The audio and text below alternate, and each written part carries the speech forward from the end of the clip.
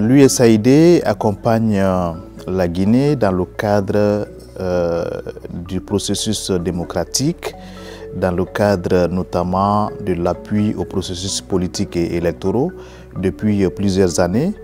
Et donc, pour le cas spécifique de cette transition, l'USAID, donc le gouvernement américain, a décidé d'accompagner, de soutenir le NDI et IFES dans le cadre du consortium CEPS pour appuyer la transition dans le cadre d'un programme de 4 ans financé par l'USAID qu'on appelle soutien à la transition et aux processus électoraux en Guinée. Et donc ce programme très ambitieux couvre un certain nombre d'activités, notamment l'éducation civique et électorale, pour donc amener les citoyens à savoir davantage c'est quoi le civisme, c'est quoi l'éducation électorale. Donc c'est la première composante du programme.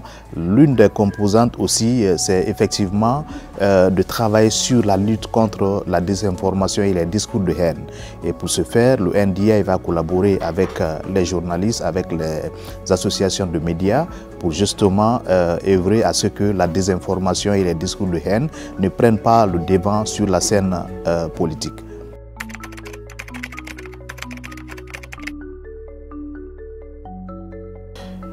Déjà, une transition démocratique est une espèce d'anomalie en soi parce que c'est lorsqu'il y a dysfonctionnement du processus démocratique que l'on assiste à des transitions. Et donc la transition devrait être un moment où véritablement on opère des réformes et pour cela, pour que ces réformes soient opérées de manière inclusive et durable, il faut que ça suscite l'adhésion de toute la population.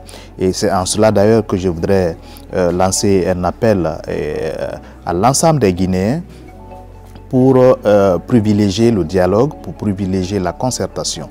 Et également la communauté internationale d'appuyer ces initiatives qui sont prises par les autorités de la transition pour conduire le pays vers un retour à l'ordre constitutionnel.